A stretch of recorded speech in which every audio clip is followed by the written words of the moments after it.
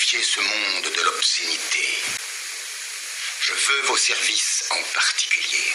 Vous êtes journaliste et vos articles ne manquent pas d'un...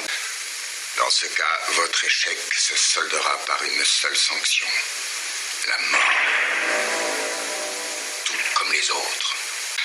J'exige de vous que vous écriviez un article dans votre journal condamnant des gens comme Cole et Straker. Vous les avertirez sans détour. S'ils continuent de pervertir l'esprit d'innocentes personnes, je serai forcé d'en terminer avec leur misérable existence. En ce qui concerne la responsabilité du journal, la publication des exigences du tueur ne me paraît pas poser des problèmes d'ordre. Ce qui m'inquiète. Vous avez fait un enregistrement? Oui, mais j'ai dû remettre la bande à la police. Mais en fin de compte, vous n'avez pas développé votre point de vue? Ce n'était peut-être pas le lieu pour le faire. Et qu'est-ce que vous en pensez? Eh bien, la coïncidence veut que j'ai moi-même eu une expérience avec un... Oui, je dois dire que j'ai fait ma médecine avant d'être prête et j'étais interne à l'hôpital de Bellevue. Oui, disons quelque chose comme ça. Mon propos est que je me souviens d'un certain patient que j'ai eu.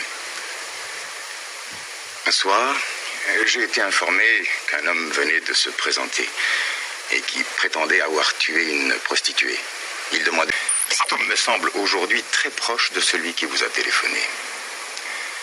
Aucun remords, un esprit froid, une grande lucidité. Les coyotes affligés de pareils problèmes ont des réactions très prévisibles.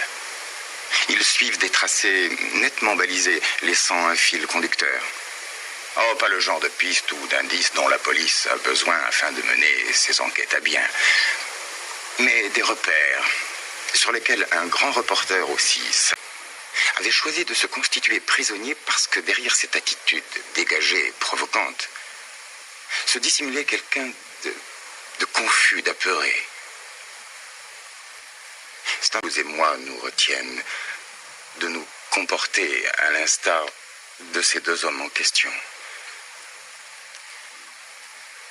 C'est-à-dire d'assumer soi-même le travail de Dieu. Rappelez-vous bien, cherchez ses motivations et vous trouverez peut-être le tueur. Lève-toi maintenant.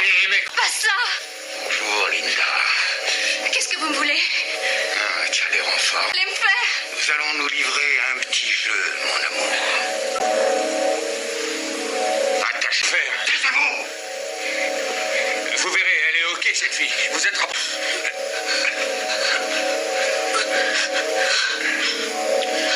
Attache-lui les jambes. Oh, il y a des gens qui sont compliqués. Dépêche-toi. Ça m'étonnerait que tu sois payé pour ce coup-là, poupée. Il faut peut-être que je la déshabille. Et maintenant, bon voyage.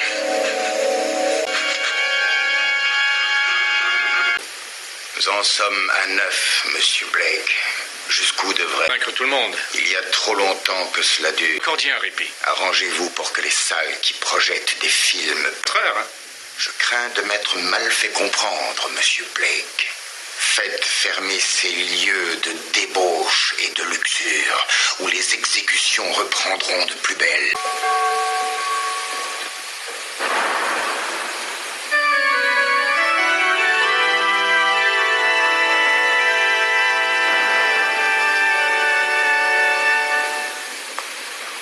Richard. Blake, que puis-je pour vous? Est-ce qu'on pourrait discuter quelque part? Où peut-on mieux ouvrir son cœur que dans la maison de Dieu? C'est au sujet de la petite conversation que nous avons eue dans le parc. Je vous écoute. Je voulais vous demander ce que vous vouliez dire exactement par chercher les motivations et vous trouverez peut-être le tueur.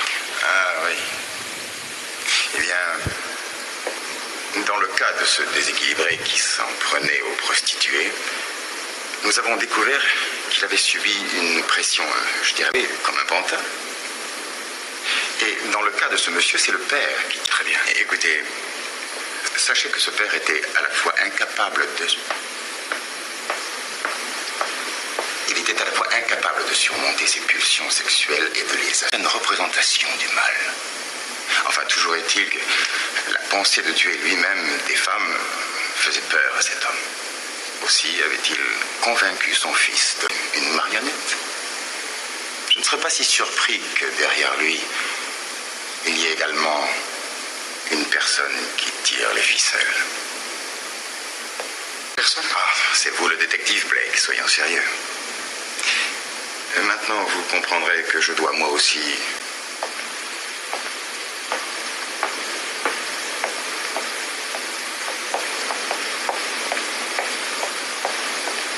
Mon père, moi aussi, il faut que je vous parle.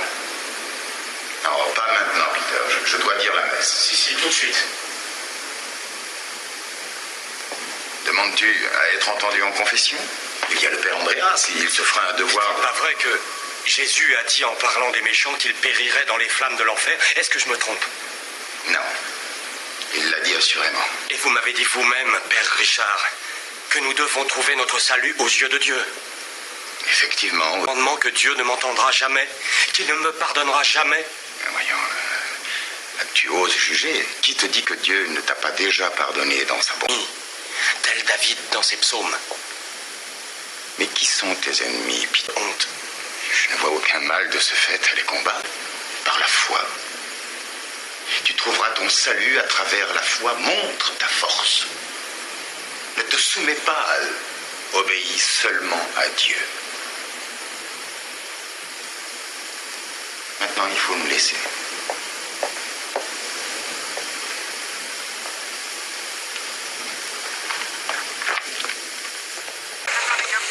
Dans les buts, Bill Stolitz. La défense est composée de Brailly, McClover. De frapper par 3 fois à ma porte et d'appeler tel pécheur à porter les armes. Car vos enfants chéris de Dieu m'accorderont alors le bonheur d'une nouvelle âme tendre et pure à entretenir et bercer dans mon sein.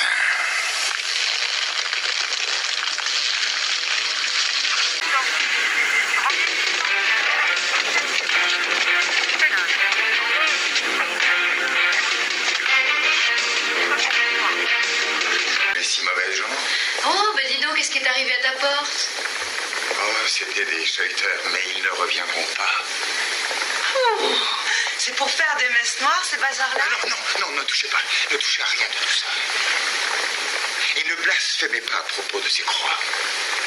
C'est que je suis un prêtre. Eh, Debbie, tirons-nous, on est tombé sur un dingue. Oh non, ne partez pas.